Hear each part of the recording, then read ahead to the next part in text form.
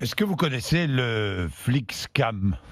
Le Flixcam, vous Ça connaissez? ressemble au nom d'un meuble Ikea. Oui, Non. vous avez raison. On Pas est en loin. Suède, justement.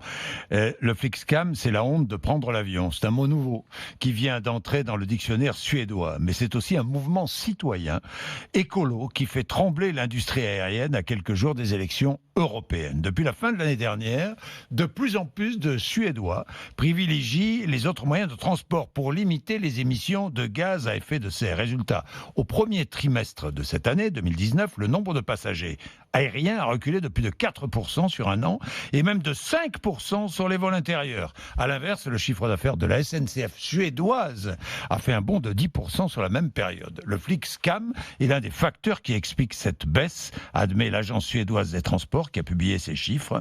La conscience écolo prend son envol là-bas en Suède. Elle était déjà forte et les avions restent au sol. C'est ce qu'ont constaté les envoyés spéciaux de RMC. C'est la route d'Europe. RMC, Route d'Europe. Benoît Ballet et Victor Joannin. Pour ses vacances au ski avec ses amis cet hiver, Jenny a changé ses habitudes. L'avion, pas question, trop polluant. Lors de notre dernier voyage dans les montagnes suédoises, on a pris le train plutôt que l'avion. Le train était plus cher. Ce n'est pas une question d'argent. C'était avant tout pour l'environnement. Une prise de conscience récente pour cette fonctionnaire suédoise, mère de 3 enfants. Il y a 10 ans, j'aurais pensé différemment, parce que la question de l'environnement n'était pas aussi centrale. Donc j'aurais pris l'avion. Mais aujourd'hui, ça fait partie de mes préoccupations quotidiennes, beaucoup plus qu'avant. La honte de prendre l'avion, le Flixcam en suédois, se diffuse dans la société. Le débat s'immisce à la maison ou au bureau, comme le constate Mathias. J'en ai entendu parler, c'est partout, sur les réseaux sociaux, dans les médias.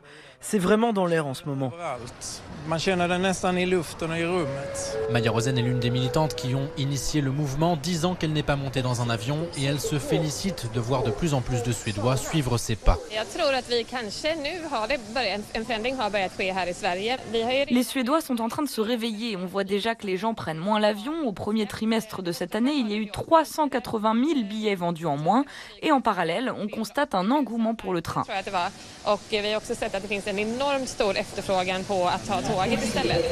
Message reçu au gouvernement après avoir voté en 2018 une taxe sur les billets d'avion. L'État suédois a annoncé son intention d'investir 5 millions d'euros dans l'offre de trains de nuit à destination des grandes villes d'Europe. Voilà, le reportage de Benoît Ballet et Victor Joannin, ça vous fait réagir, 32 16 rmc.fr.